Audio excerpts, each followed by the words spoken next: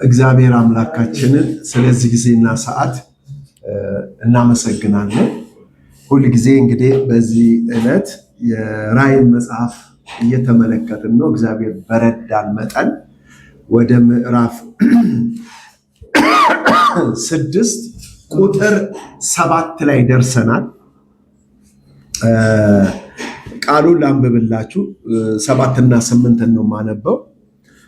አራተኛውንም ማህተም በፈታ ጊዜ የአራተኛው እንስሳ ድምፅ መጥተህ እይ ሲል ሰማሁ። አየሁ፣ እነሆ ሐመር ፈረስ ወጣ። በእርሱ ላይ የተቀመጠው ስሙ ሞት ነበረ። ሲኦልም ተከተለው። በሰይፍና በራብ በሞትም በምድርም አራዊት ይገደሉ ዘንድ ከምድር በአራተኛው እጅ ላይ ስልጣን ተሰጣቸው ይላል እና እግዚአብሔር አምላካችንን እናመሰግነዋለን። ስለዚህ ውድ ቃል እንጸልያለን። አባት ሆይ ስለተባረከው ስለዚህ ጊዜ ክብር ምስጋና ላንተ ይሁን። ታላቅ ነህ፣ ታማኝ ነህ፣ አዋቂ ነህ፣ ፈራጅም ነህ። ፍርድህ ቅንነትን የተሞላ ነው እና ክብር ምስጋና ላንተ ይሁን። ከፍ በል የዘላለም አባት ሆይ ዛሬም በዚህ ሰዓት የቃልህ እውነት እንዲለቀቅ መንፈሳዊ እውነት እንዲወጣ እንዲገለጥ የጥበብ የመገለጥ የማስተዋል መንፈስ በእያንዳንዳችን ሕይወት ላይ እንዲለቀቅ እግዚአብሔር ሆይ የመረዳት ባለጸግነት በብዙ ይለቀቅልን ዘንድ ሕይወት ይበዛ ዘንድ እንጸልያለን። በነገር ሁሉ ክብር ላንተ ይሁን። ተባረክ በኢየሱስ ክርስቶስ ስም አሜን። እንግዲህ እንዳነበብኩት በዚህ ስፍራ ላይ አራተኛው ማህተም በፈታ ጊዜ አራተኛው እንስሳ ድምፅ መጥተህ እይ ሲል ነው ሲሰማ የምናየው ዮሐንስ እና ሲያይ ምንድነው ያየው? ሐመር ፈረስ ወጣ ነው የሚለው። እንግዲህ ባለፈው ሳምንት ያየነው ከአራቱ እንስሶች አንዱ ሶስተኛው ማህተም በተፈታ ጊዜ እንዳየ ነው የምናየው። የዛኔ ያየው ሌላ ትዕይንት ነበረ። ለማስታወስ ያህል ሶስተኛውን ማህተም በፈታ ጊዜ ሶስተኛው እንስሳ መጥተህ እይ ሲል ሰማው፣ አየው፣ ጉራቻ ፈረስ ሲወጣ ይላል። በእርሱ ላይ ተቀመጠው በእጁ ሚዛን ያዘ ነው የሚለው። በአራቱ እንስሶች መካከል ድምፅ 1 እርቦ ስንዴ በዲናር 3 እርቦ ገብስ በዲናር ዘይትና ወይንም አትጎዳ ሲል ሰማው ነው የሚለው። ይህንን ሀሳብ በስፋት ተመልክተናል ለ2 ሳምንት ያህል።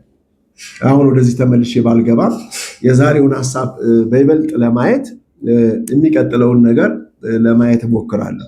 ስለዚህ በዚህ በአራተኛው ማህተም መፈታት ጊዜ የወጣው ወይም ደግሞ የታየው ፈረስ ሐመር ፈረስ ወጣ ነው የሚለው።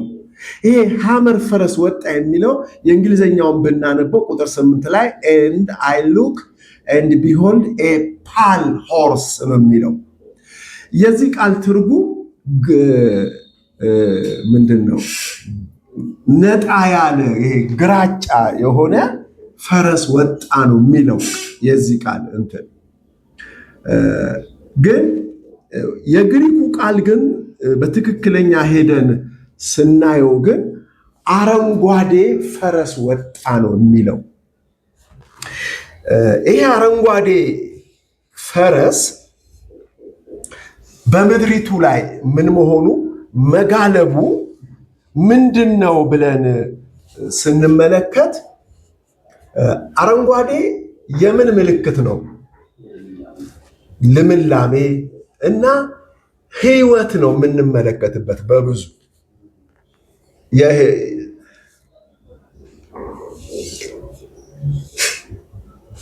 ይሄ አረንጓዴ የሚባለው ቃል በራእይ መጽሐፍ ላይ አይተነዋል። ከነዛ ከለሮች አንዱ ነው። ታስታውሶ እንደሆነ በዙፋኑ ዙሪያ የነበረ ምንድን ነበር? አንዱ አረንጓዴ ነው። ስለዚህ አረንጓዴ ምንድን ነው ትርጉሙ? በቀጥታ ለመናገር ያህል ህይወት ገላጭ ነው። ህይወት ነው የምንመለከተው። ህይወትን ነው የሚያመለክተው። ሰዎች ግራጫው ሌላ ነገር እንደሆነ አሁን ይሄ ነጣ ያለ ፈረስ ወይም ደግሞ በእንግሊዘኛው የተነገረው ፓል የሚለውን የሚተረጎምበት ትርጉም አለ እና ይሄ ሳሩ የደረቀ እና አየር ያጣ ንፋስ ያጣ አንድ ይሄ አረንጓዴ ከለር የሚያጣ አትክልት ታውቃላችኋል። ፀሐይና ካርቦን ዳይኦክሳይድ በብዙ ማያገኝ ቤት ውስጥ የተቀመጠ ካርቦን ዳይኦክሳይድ እንኳን ቤት ውስጥ ያገኛል። በእርግጥ ግን የፀሐይ ብርሃን የማያገኝ አይነት ነገር ይሄ ምንድን ነው? የተጎዳ አይነት ስሜት ያስቀምጡታል። ግን አይደለም። ይህ ቃል ተብሎ በትክክል አረንጓዴ መሆኑን ለማሳወቅ ማለት ነው። ይህ ጉዳይ ስላለው ነው አረንጓዴ መሆኑ። ጌታ ኢየሱስ ክርስቶስ ሰዎችን ሊመግብ ትዝ ይላቸዋል። ስንት ዓሣ? 2 ዓሣና 3 ዳቦ፣ 5 ዳቦ አባዛው አይደለ? ሰዎቹን የት ላይ አስቀመጣቸው ነው የሚለው? በለመለመ ወይም ደግሞ ሳር ላይ ምን አደረጋቸው? አስቀመጣቸው። እዛ ጋር ሳሩን አረንጓዴ የተባለበት ቃል ይሄንን ቃል ነው የሚጠቅሰው። ፓል ይሄ እዚህ ጋር የተጠቀሰውን ቃል ነው እዛ ጋር የሚያስቀምጠው። ስለዚህ ከለሩ ምንድን ነው ለማለት ነው፣ እርግጠኛነት ለማስቀመጥ ነው። አሁንም ለእናንተ ሳይሆን ለሰሚው አረንጓዴ ነው። አረንጓዴ ምንን ያመለክታል ብያቸዋለሁ? ህይወትን። ስለዚህ ድራማው ምንድን ነው? ፈረሱ አረንጓዴ ነው። ተቀማጩ ግን ስሙ ማን ይባል ተባለ? ሞት ይባላል። የሚከተለው ደግሞ ምንድን ነው? ሲኦል ነው። ገሃነም ይከተለዋል። እሺ። እና ይሄ ትዕይንት ለፍጥረታዊ ሰው፣ ለዚህ ዓለም ሰው በጣም አስፈሪ ነገር ነው። ምንድን ነው ይሄ ምትሃት? ምንድን ነው እንደዚህ አይነት ነገር ብሎ አስደንጋጭ የሆነ አተረጓጎምና እይታ ነው የሚይዘው። የሚገርማችሁ ግን ይሄ መንፈሳዊ ነገር ነው። በእኔና በእናንተ ውስጥ ማለትም በእግዚአብሔር ልጆች ህይወት ውስጥ ያለ የመንፈሳዊ ህይወት አካሄድ ነው የምንመለከተው።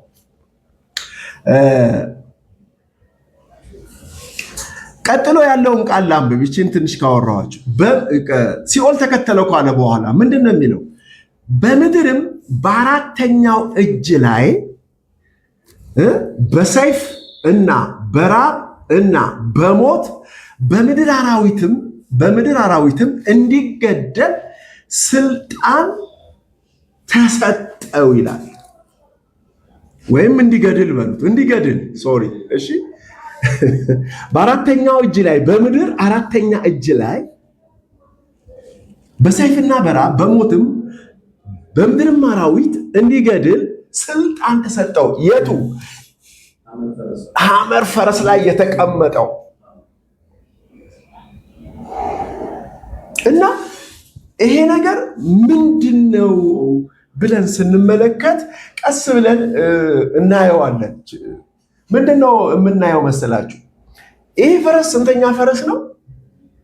አራተኛ ፈረስ ነው። እስካሁን ስንት ፈረስ አይተናል? 3 ፈረስ አይተናል።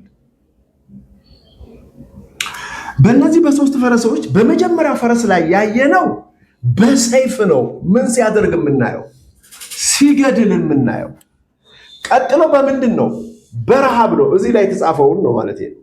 እንዲገድል የተሰጠው በምንድን ነው? በሰይፍ። ቀጥሎስ? በረሃብ። ቀጥሎስ? በሞትም። እሺ፣ በሞትም በስንት? በ3 አይነት አገዳደል ነው ግድያው። እና ስንተኛው እጅ ነው ይለዋል? በምድር አራተኛው እጅ ላይ ስልጣን ተሰጠው ይላል። እዚህ ጋር አጠቃላይ ሐሳብ ስለማወራ ይሄ የዚህ ፈረስ ጋላቢ በምድር ግዛት በአራተኛው ክፍል ላይ በሰይፍና በራብ እንዲሁም በሞት እንዲሁም ከምድር አራዊት ጋር እንዲገድል ስልጣን ተሰጠው ይላል። ስንት ፈረሶች ናቸው? 4 ፈረሶች ናቸው ብያቸዋለሁ። 4 ፈረስ እዚህ ላይ የተገለጠው ያለው የመጀመሪያዎቹ 3 ፈረሶች ስለ ፍጥረታዊ ህይወታችን 3 ገጽታዎች ገልጸዋል። አሁን ግን በጌታ መስራት ያለበት የምድራችንን 4ኛ ክፍል ነው የሚያወራው። እሺ፣ 2ኛው በረሃብ፣ 3ኛው በሰይፍ። ምንድነው ይሄን ነገር ጠቅለል አድርጌ ላወራችሁ። እነዚህ ግድያዎች በሰይፍም በረሃብም በሞትም የተገደሉት መጨረሻቸው በሐመር ፈረስ ላይ በተቀመጠው በሞትና በሲኦል ላይ ይከተለው የነበረው እዚህ ገዳይ ላይ ነው የሚወድቁት። የመጨረሻው አገዳደል ነው የምናየው። ስንተኛ ክፍል አለ? 4ኛው ክፍል ላይ ነው የምናየው። ይሄ 4ኛው ክፍል የምናየው 5ኛው ምንድነው? ማህተም መፈታት ነው። የ5ኛው ማህተም መፈታት እናንተ አታስታውሱ፣ እኔ ብዙ ጊዜ ስላነበብኩት ነው ታስታውሱ ብዬ ያወራሁት፣ ይቅርታ። ምንድነው? ላንብበው። 5ኛው ማህተም በፈታ ጊዜ ስለ እግዚአብሔር ቃልና ስለ ጠበቁት ምስክር የታረዱትን የሰዎችን ነፍሳት ከመሰዊያ በታች አየሁ ይላል። ልብ በሉ። ምን ያሉትን? የታረዱትን። በምን በእግዚአብሔር ቃል ብሎታል፣ በምስክርነት ብሎታል። አሁን ከላይ ያሟሟታቸው መንገድ ስንት አይነት ነው? በ3 አይነት መንገድ ነው። ልብ በሉ። በሰይፍ በረሃብና በሞት። እነዚህ የተገደሉትን ከመሰዊያ በታች ምን አረኳቸው ይላል? አየኋቸው። ይህ መሰዊያ ሲባል ሁል ጊዜ ሮጠን ምን እናያለን? ከመሰዊያ በታች ምን አለ እኮ? መሰዊያ የሚሰዋው እዚህ ላይ ነው አይደለ? አሁን ከመሰዊያ በታች ምን ይታያል? ኦኬ፣ እሺ፣ ልርዳችሁ። ከላይ ይቃጠላል አይደለ? መሰዊያው ከተቃጠለ በኋላ የተቃጠለው ነገር የት ይወርዳል? እታች ምንድን ነው የምናየው? አመድ ነው የምናየው። ምን ማለት ነው? የተሰዉት ነፍሳት ምን መጨረሻቸውን ነው የምናየው፣ ፍጻሜያቸውን ነው የምናየው። ስለዚህ ይሄ በምንድነው? በሞት በአረንጓዴ ፈረስ ላይ የሚጋልበው ሞት ነፍስን ጉዳይ ምን የሚያደርግ ነው ማለት ነው? የሚጨርስ የመጨረሻው ስቴጅ ላይ መድረሳችንን የሚያመለክት ነው። ምክንያቱም ከዚህ በኋላ ይሄ 5ኛው ፈረስ የለም። አራተኛው ምንድነው ማለት ነው? የግድያው ምን መሆን ነው? ኮምፕሌት መሆን ማለቅን ነው የምንመለከተው። ፊውቸሪቲ ነው እንግዲህ፣ ትንቢታዊ ቃል ነው። ስለዚህ እንዴት ነው የሚያልቀው የሚለውን ነገር ደግሞ ገባ ብለን እናየዋለን። እንግዲህ ይሄ አጠቃላይ እንትኑን እንድታዩት ብዬ ነው ወደኋላና ወደፊት እያልኩ እያወራሁ ያለሁት።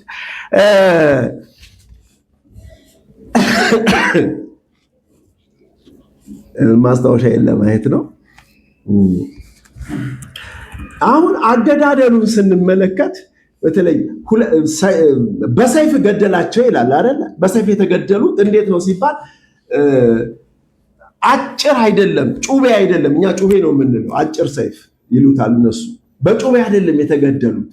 በምንድን ነው የተገደሉት? ታላቅ ሰይፍ ምን አደረገው ነው የተባለው? ታስታውሰው ነው፣ ተሰጠው ነው የሚለው። እንዴት ካልን ዳዊት ጎልያድን ምን ያደረገበት የገደለበት ሰይፍ ማለት ነው። ታላቅ ስልጣን ምንድን ነው የሚያሳየን? ይሄ በእግዚአብሔር ቃል ምን መሆን ነው? መገደል ማለት ነው። የእግዚአብሔር ቃል ስንሰማው የነፍሳችንን ስሜት፣ ፍላጎት፣ የስጋችንን ሐሳብ ምን ያደርጋል? ያጠፋል ነው። ሁለተኛው በረሃብ ነው። እንዴት ነው በረሃብ ሲል ሁል ጊዜ እንግዲህ ሰይፍ፣ ረሃብ፣ ቸነፈር ምናምን ሲባል ሰው ሁል ጊዜ አሁንም ወደ ውጭ ነው የሚተረጉመው። ታስታውሳላችሁ? ወደ ውጭ ሲተረጎም በምድር ላይ ጦርነት አሁን የምናየው የለም። የእስራኤልና የኢራን ጦርነት አለ። አሁን ልክ እንደዚህ አይነት ጦርነት አሁን እያወሩ ነው። እንዲያውም በጣም ቸርች ሲስተም ውስጥ በጣም እየተወራ ነው ስለ ጦርነት እና የመጨረሻው ሰዓት ነው እየተባለ በቃ ሞቅ ያለ ስብከትም እየተሰበከ ነው። እውነት ነው ወይ? አሁን ይሄ ቃል ነው። እነዚህ ቃላቶች ተነስተው ነው ምን የሚሆኑት የሚተረጎሙት ናቸው ወይ ስንል፣ ኧረ እግዚአብሔር እንደዚህ አይነት የጦርነት አዋዜ እግዚአብሔር የለበትም በፍጹም። አንዱ ሲሰብክ እዚህ እያየሁት ነበር ቲክቶክ ላይ እዚህ እስራኤል ሀገር ሄዶ ይሄ ሜግዶን ሜዳ ሜግዶን የሚለው አለ አይደለ? አርማጌዶን የሚባለው ቦታ የሜግዶን ተራራ ነው ወይም ኮረብታ። እዛ ጋር ቆሞ ሜዳውን እያሳየ እዚህ ጋር በምስራቅ የሚወጡ በዚህ የሚመጡ ታላላቅ ነገስታቶች እዚህ ታላቅ ጦርነት ይካሄዳል እያለ ያወራል። እዚች የበሬች ግንባር ላይ ሜዳ ላይ አሁን ይሄ ሁሉ ጦር መጥቶ ይዋጋል ስትል ትንሽ አታስብም ብዬ ከስሩ ልጽፍለት ሞከርኩ። እንግዲህ ውጫዊ ጦርነት፣ ውጫዊ መተላለቅ ነው ሃይማኖት እያስተማረና እያሳየ ያለው። ነገር ግን ወደ እኛ ህይወት ውስጥ ስንመለከት እግዚአብሔር ወዳበራልን እግዚአብሔር ወደሚለው መንፈስ ለአብያተ ክርስቲያናት ጆሮ ያለው ወደሚለው ሐሳብ ስንመጣ ግን ይሄ ቃል የእግዚአብሔር ቃል ነው። የሚታረደው አሮጌው ባህሪና የሰው ፈቃድ ስሜት ነው እንጂ ከዚህ ውጭ አይደለም። ረሃቡን ደግሞ ምንድነው ከተባለ ረሃቡ የስጋችንን ምኞትና ለስጋችን ፈቃድ ስንከለክለው ምን ይላል? ምግብ ስንከለክለው ይራባል። ስለዚህ በረሃብ ምን ይሆናል? ይሞታል። እንግዲህ ይሄ ሞኝነት ነው በእርግጥ ለፍጥረታዊ ሰው፣ ለእኛ ግን ጥበብ ነው። የቆላሲያስ ምዕራፍ 3 ላይ የሚያወራው ነገር ታስታውሳላችሁ። እንግዲህ ከክርስቶስ ጋር ሞታችሁ ከክርስቶስ ጋር ምን ከሆናችሁ ከተነሳችሁ በላይ ያለውን አስቡ እንጂ በምድር ያለውን አይደለም። በላይ ያለውን እሹ ብሎ ይናገራል። በምድር ያለው አሁን ልብ በሉ፣ አሮጌው ሰዋችን ስለሞተ አስተሳሰባችን ስለተለወጠ ሐሳባችሁ ወዴት ይሁን ይላል? ወደ ላይ ይሁን፣ በአብ ቀኝ ወዳለው በእግዚአብሔር ዘንድ ወዳለው በክርስቶስ ወደ ተሰወረባችሁ ወደዚህ ብልጽግና ወደ ሞላበት ወደ መንፈሳዊ ዓለም ልባችንና ሐሳባችን ሲያርግ ስጋችንን ምን እናደርገዋለን? ፈቃዱ እንነሳዋለን። ፍላጎቱ ምን ይሆናል? ይነሳል። ከዚህ የተነሳ በጠኔ ይሞታል፣ በረሃብ ይሞታል። ሌላ አይደለም። ምንድን ነው? ከስጋዊና ከምድራዊ አስተሳሰብ ምን መሆን? መቋረጥ። ይሄው እኮ ነው። ሌላ እኮ ምንም ነገር የለውም። የምድርን ሐሳብ ስናቋረጥ፣ የነፍስ ምኞትን ስናቋረጥ ግንኙነቱ ሲበጠስ ይሟሽሻል፣ ይደርቃል የሚል ትእዛዝ አለ። ምን ይላል? ምዕራፍ 5 ነው አሁን በጠቀስኩበት ቆላሲያስ ምዕራፍ 3 ቁጥር 5 ላይ ከተናገረ በኋላ እንግዲህ በምድር ያሉትን ብልቶቻችሁን ምን አድርጉት? ግደሉት ይላል። የምንገለው በምንድን ነው? በረሃብ ነው ማለት ነው። ከምድራዊ እሳቤ ጋር ያለንን ነገር ምን በማድረግ በማቋረጥ እንገለዋለን። እንዲራብ በማድረግ ይሄ የራሳችን ጠንካራውን ፈቃዳችንን እንገለዋለን ማለት። በእርግጥ እንገለዋለን ስል ስልጣን ስለተሰጠን ነው። አሁን በዚህ ቃሌ ወደኋላ ልመለስ።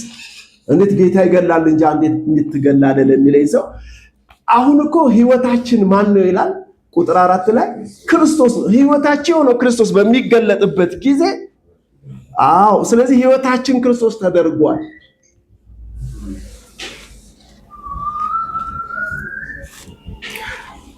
ከዚህ የተነሳ ሞት በህይወታችን ሲሰራ ማለት ነው። እንግዲህ ይሄ አንዱ ሞት ነው። ልብ በሉ። ሲሰራ ስጋዊ ምኞታችን እየተራቡ እንደሚወድቁ ነው የምንረዳው።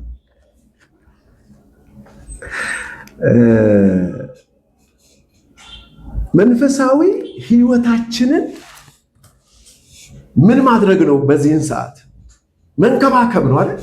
በላይ ያለውን ስናስብ፣ በላይ ያለውን ስንሻ፣ ስለ መንፈሳዊ ነገር ስናስብ መንፈሳዊውን ክበብ፣ መንፈሳዊውን ዓለማችንን ምን እያደረግን እየኮተኮትን ነው፣ ገነታችንን እየጠበቅን ነው ማለት ነው። ሌላውንስ በር ዘግተናል። ሌላውንስ እርምጃ እየወሰድን ነው ማለት ነው። ሶስተኛ የተባለው ነገር በምን መገደል ነው? በሞት መገደል ነው የሚለው ሰይፍ፣ ረሃብ ብያለሁ። ሶስተኛው ሞት ምንድን ነው? በሞት ነው የሚገደሉት። በሞት የሚገደሉት ምንድን ናቸው ተባለ? እስቲ ቃሉን ላስታውሳችሁ።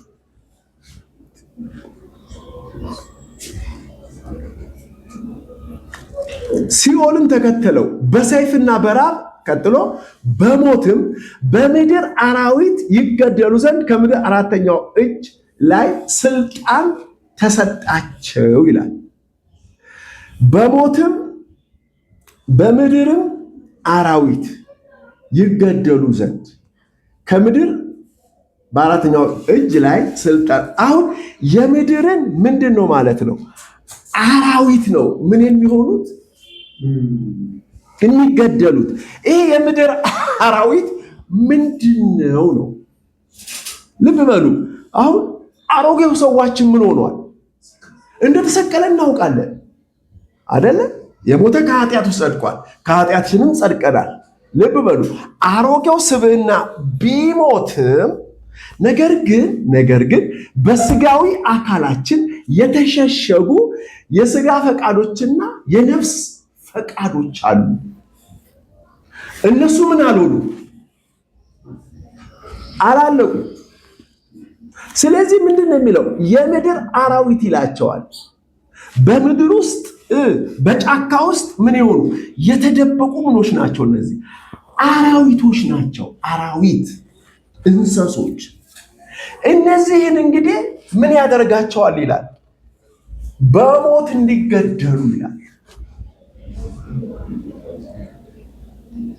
አሁን የኔ እናንተ ሂደት ያለው እዚህ ሰፈር ነው። አሮጌው ሰው ተሰቅሏል፣ ምንም ጥርጥር የለኝም፣ ሞቷል። ግን በዚህ ሰውነት ውስጥ ግን ምን አለ? አራዊቶች አሉ፣ የስጋ ሐሳቦች አሉ፣ የስጋ ፈቃዶች አሉ፣ የስጋ ስሜቶች አሉ። እነዚህ ምን እንዲሆኑ? እንዲገደሉ፣ እንዲሞቱ እግዚአብሔር ያዘጋጀው መንገድ ነው። እንግዲህ የምንረዳው ምኑን? በሐመር ፈረስ ላይ ምን የሆነው የተቀመጠው ስሙ ምን ይባላል? ሞት ይባላል። ምንድነው ይሄ? በህይወት ላይ የተቀመጠ ምን ሞት። ክፉ ነገር አይደለም ማለት ነው ለእኔና ለእናንተ። ይሄ ሞት ቆይ እንዲህ በቃሌ ከምገልጸው እስቲ በእግዚአብሔር ቃል አማካይነት ልግለጥላችሁ። ምንድን ነው የሚለው ጳውሎስ ምዕራፍ 8 ላይ ቁጥር 11 ላይ ነገር ግን ኢየሱስን ከሞት ያስነሳው የእርሱ መንፈስ በእናንተ ዘንድ ቢኖር ክርስቶስ ኢየሱስን ከሞት ያስነሳው እርሱ በእናንተ በሚኖረው በመንፈሱ ለሚሞተው ሰውነታችሁ ደግሞ ሕይወትን ምን ያደርገዋል? ይሰጠዋል ይላል። እዚህ ውስጥ ሞትና ምን አለ? ሕይወት እንዳለ ታያላችሁ። ክርስቶስ ኢየሱስ ከሞት ምን ሆኗል? ተነሳ አይደለ? ይሄ መንፈስ የት ቢኖር? በእናንተ ውስጥ ቢሆን ምን አለ? ለሚሞተው ምናችሁ ሰውነታችሁ ደግሞ ምን ይሰጠዋል? እንዴት ነው ሕይወት የሚሰጠው? አራዊትን እየገደለ ነው ሕይወት የሚሰጠው። የትንሣኤው የህይወት መንፈስ በዚህ በምን ውስጥ በዚህ ሰውነታችን ውስጥ አለ። እግዚአብሔር ይመስገን። ይሄ ሰውነታችን ምን ተብሏል? የሚሞት በሚሞት ሰውነት። የሚሞት ማለት ምን ማለት ነው? ሟች ሲል የሞተን ነገር ምን የሚያደርግ ነው ማለት ነው? የሚያበቅል፣ አራዊት የተባለውን ነገር የሚያበቅል ማለት ነው። በዚህ በሚሞት ምናችሁ ሰውነታችሁ ይላል ትንሣኤ አለ። እንደገናስ ሞት አለ። እግዚአብሔር ይመስገን። በዚህ ምን ውስጥ ሂደት ውስጥ እነዚህ አራዊቶች ምን እየሆኑ ነው? እየተገደሉ ለሚሞተው። እናንተ ይሄ ነገር እኮ እንደ እንትን አታስቡት። እሺ ደርሳለሁ፣ ለነገሩ ገልጠዋለሁ ምን ማለት እንደሆነ በደንብ እናየዋለን።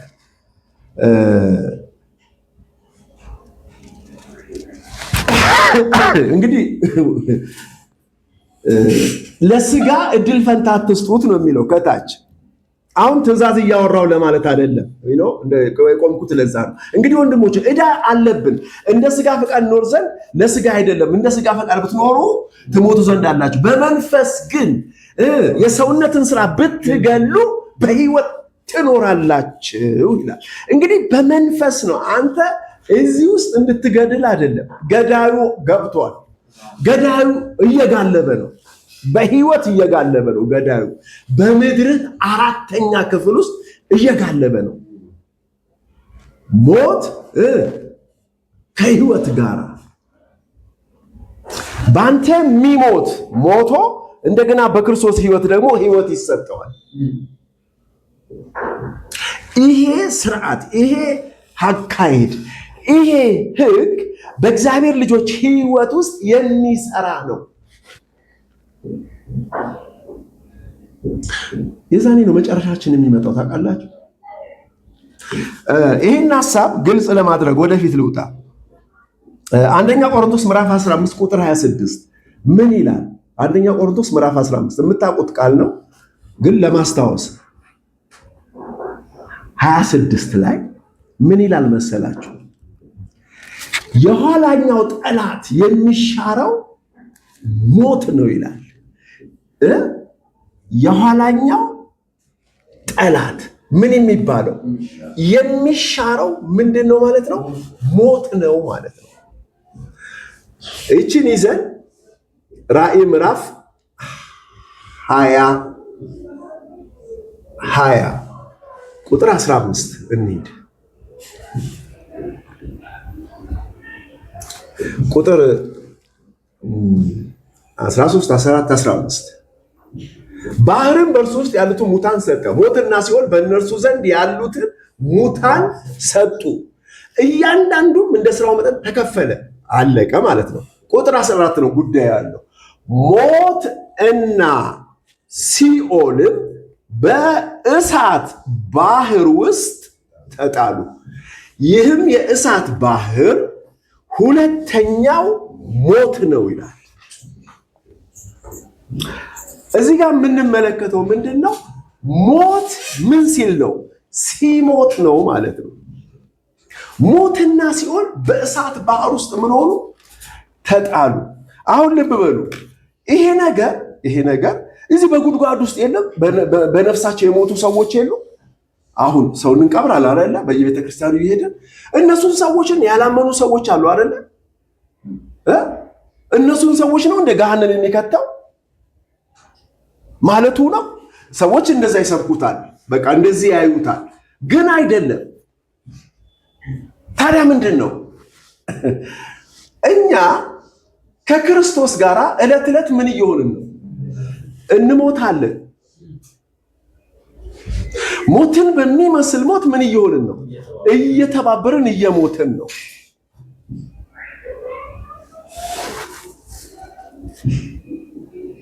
ሲኦልም እየተከተለን ነው። በህይወታችን ውስጥ ንዳድ፣ አንድ ድራማ አለ ንዳድ እያሉ እንጂ አወራሉና ከሱ የተዋሱ የሚያቃጥል የሚያሰቃይም ነገር አለ። አሁን ልብ በሉ። የምንሞተው ሞትና የምንሰቃየው ስቃይ የት ይገባል ማለት ነው?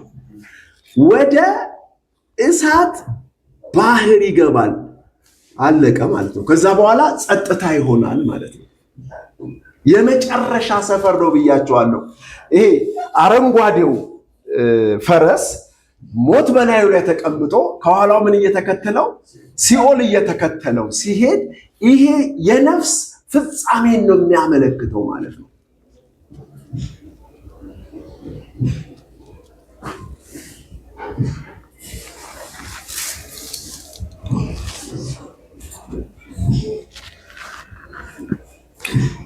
ዮሐንስ እዚህ በከፈትኩትበት ቦታ 21 ላይ ምንድን ነው የሚለው?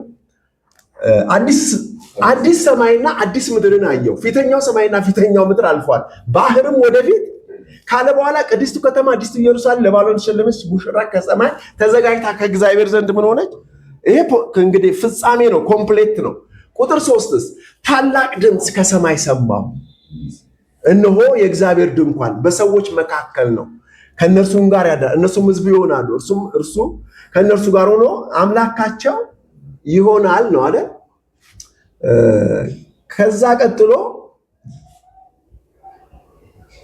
እነርሱም ሕዝብ ይሆናሉ፣ እግዚአብሔርም እርሱ ራሱ ከእነርሱ ጋር ሆኖ አምላካቸው ይሆናል ካለ በኋላ ቁጥር 4 ላይ እንባዎች ሁሉ ከዓይኖቻቸው ሞትም ከእንግዲህ ወዲህ አይሆንም፣ ሐዘንም ቢሆን ጩኸትም ቢሆን አይሆንም፣ ስቃይ ከእንግዲህ ወዲህ አይሆንም፣ የቀደመው ስርዓት ብሎ ሲናገር ሰማሁ። በዙፋኑ የተቀመጠው ነው ሁሉን አዲስ አደርጋለሁ፣ ለእኔም እነዚህ ቃሎች ታምነው እውነተኛዎች ናቸውና ጻፍ አለኝ ይላል።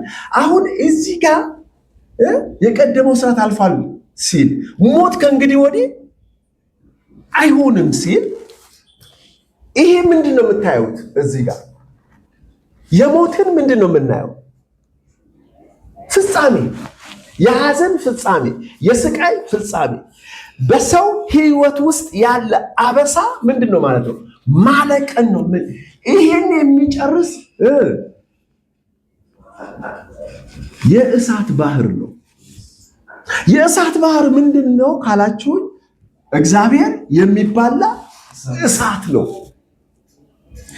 ይሄ የእግዚአብሔር እሳት፣ ይሄ የሚባላው እሳት ሞትን ምን ያደርጋል? ይበላል። ሲኦልንም ምን ያደርጋል? ባይዘወይ ሲኦል ማለት ምን ማለት ነው?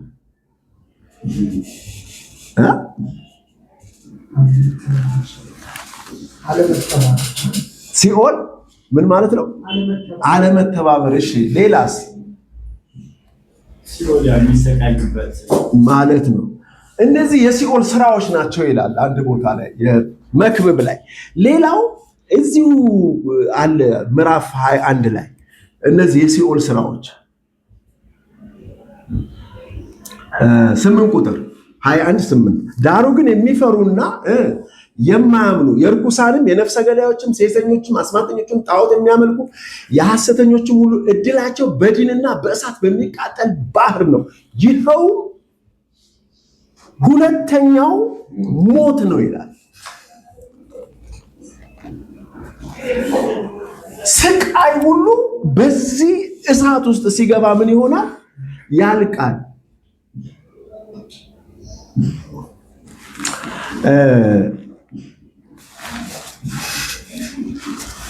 ወደዚህ ሐሳብ መለሳለሁ። ከአንድ ነገር ጋር ለማገናኘት ወደኋላ ልመለስ። ሮሜ ምዕራፍ 5 እንሂድ። ሮሜ ምዕራፍ 5 ምን ይላል?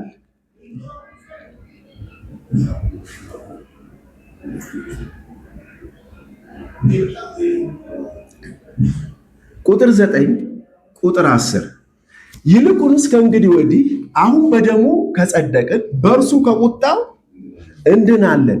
ጠላቶች ሳለን ከእግዚአብሔር ጋር በልጁ ሞት ከታረቅን፣ ይልቁንም ከታረቅን በኋላ በሕይወቱ ምን እንሆናለን? እንድናለን። በሕይወቱ እንድናለን ይላል። በምኑ? በሕይወቱ። በማ ሕይወት? በክርስቶስ ሕይወት። አረንጓዴው ፈረስ ምን ተቀምጦበታል? ሞት። አረንጓዴው ምንድን ነው አለን? የክርስቶስ ሕይወት ነው። ሞት ደግሞ ምን ሆኖበታል? ተቀብዩ በሞቱ ምን አለ? በሞቱ ምን ሆነ? ታረቀን አይደለ? በሞቱ ምን አረገ? አስታረቀን እኮ በሞቱ አይደል? በህይወቱስ ያድነናል። ከምንድን ነው ምንድነው? ከስቃይ ከሞትም ትድናለህ። አይ ምን ማለት ነው ይሄ ካላችሁኝ፣ ሰው በኃጢአት የተነሳ ከገነት ምን ሆነ? ተባረረ አይደለ? ከገነት ወጣ አይደል? በምኑ? በኃጢአት የተነሳ በመንፈስ ሞተ፣ በስጋ ሕያው ሲሆን ከገነት ተባረረ። ኦኬ። አሁን ደግሞ በምን ሞተ? በስጋ ሞተና በመንፈስ ሲነጋ ወዴት ገባ? ወደ ገነት ገባ። በገነት ውስጥ ምንድን ነው የታዘዘው? ምንድን ነው የተባለው? በገነት ውስጥ 2 ዛፎች አሉ አይደለ? አሁን በአንዱ ዛፍ በላና አልቆለታል ሲዩ ዛፍ። አሁን የቀረው ዛፍ ምንድን ነው? የሕይወት ዛፍ በገነት ውስጥ አለ። ስለዚህ ወደ ገነት ሲገባ ሰው ወይም ሲድን ምን መብላት አለበት? የሕይወትን ዛፍ መብላት አለበት። ካልበላ ተመልሶ ይሞታል አይደል እንዴ? አስተምሯችን እኮ እሱ ነው አይደል? እነዚህ ሰዎች ድነዋል አይደል? በጌታ አመኑና ምን አረጉ? ዳኑ። ግን ምን አልበሉ? ምንድነው እየበሉት ያሉት? ክፉና ደግ የሚያስታውቅ ዛፍ እየበሉ ነው። ልብ በሉ። ሰዎች ይድኑና ምን ይበላሉ? ክፉና ደግ ምን ማለት ነው? ይሄ ጉራማይሌ የሆነ ነገር ቋንቋ ነው ለሚል ሰው ክፉና ደግ ማለት ሕግን እየሰሙ ነው ያሉት። አሁንም አትንካ፣ አሁንም አትግደል፣ አትስረቅ፣ አትሂድ፣ አትውጣ፣ እንዲበል እንዲያበል የሚል በሕግና በስርዓት በፕሮግራም የታሰረ ትምህርት ነው። ሰው ከዳነ በኋላ ምን እያደረገ ያለው? እየሰማ ያለው እንጂ ያን የሕይወትን ዛፍ የሚበላበትን ጥበብና ትምህርት እየተሰጠው አይደለም። ስለዚህ ተመልሶ ምን ሆነ? ሞተ። መጽሐፍ ይመሰክራል። እነዚህ 2 ጊዜ ምን የሆኑ የሞቱ ከነስራቸው ምን የሆኑ የደረቁ እነዚህ ውሃ የሌለባቸው ምኖች ደመናዎች እያለ ያስቀምጠዋል። ስለዚህ ወደ ሕይወት ዛፍ እንዲቀርብ ልብሱን የሚያጥብ አይደለም ምንድን ነው እሱ? አዎ ከሕይወት ዛፍ እንዲበላ እሰጠዋለሁ አለ። ምንድነው የሕይወት ዛፍ? የሕይወት ዛፍ ክርስቶስ ነው አይደለ? ስጋዬን ምን ካላላችሁ ነው ያለው? ካልበላችሁ፣ ደሜን ካልጠጣችሁ ምን የላችሁ? የዘላለም ሕይወት የላችሁ።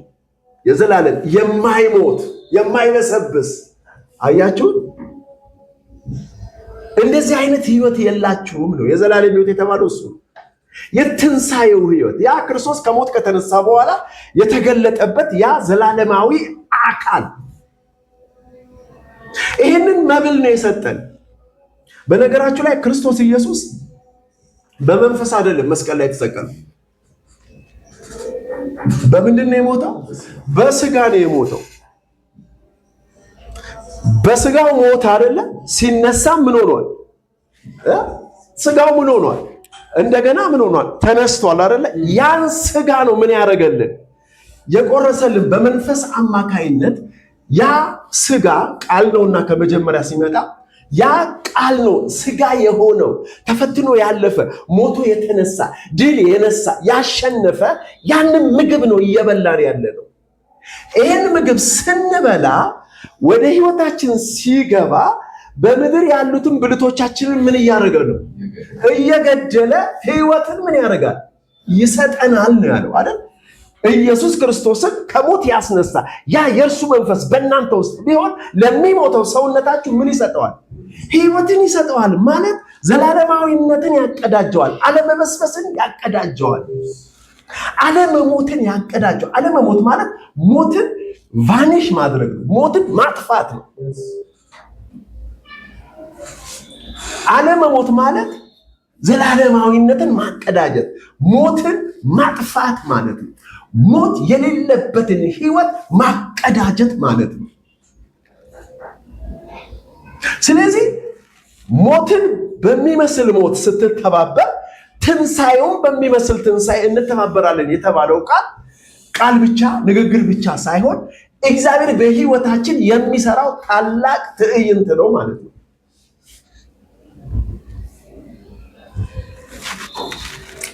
አሁን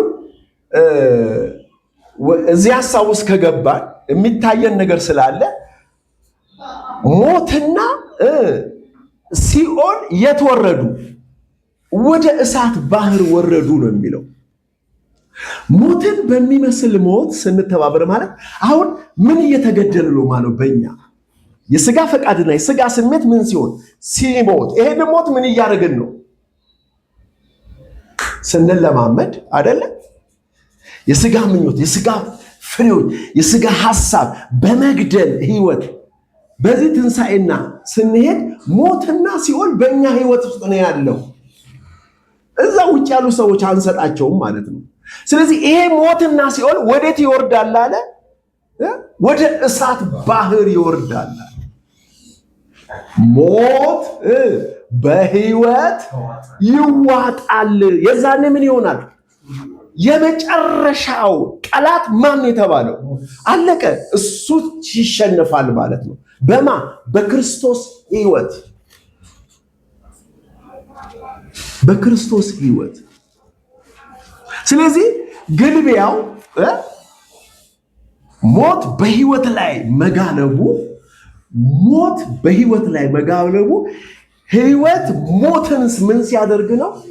ሊውጥ ነው ማለት ነው። የዚህ ትዕይንት ጉዳይ ነው እያሳየን ያለው።